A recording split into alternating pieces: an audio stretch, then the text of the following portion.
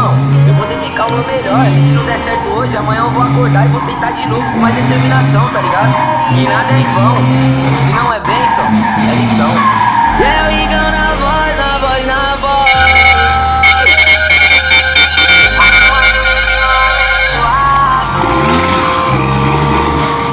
E se o plano não der certo eu vou mudar o plano, mas a meta e o objetivo pra mim é um só. Mesmo caindo me levanto e vou seguir tentando. Perdi o medo quando eu vi a história de Jó, e a sua fé tornou ele o mais rico do mundo. Mas eu não peço riqueza, peço estabilidade. Se a consequência do meu trampo for ganhar o mundo, ó meu Senhor, tô preparado e agora é de verdade. O impossível é desculpa para um desistente, mas é um grande desafio para um vencedor. Não adianta olhar pra trás se o foco tá na frente. Pra todo um aprendizado, um dia nós errou. A vida sempre vai dar chance para um recomeço, mas não adianta se você se der por derrotado. Eu aprendi não reclamar, hoje só agradeço. Foi a dificuldade que me fez determinado.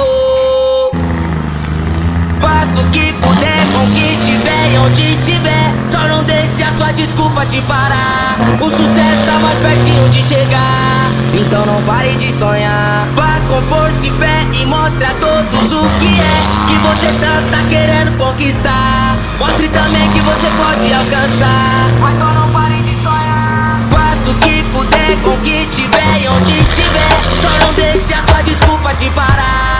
O sucesso tá mais pertinho de chegar, então não pare de sonhar. Vá com força e fé e mostre a todos o que é que você tanto tá querendo conquistar. Mostre também que você pode alcançar, mas só não pare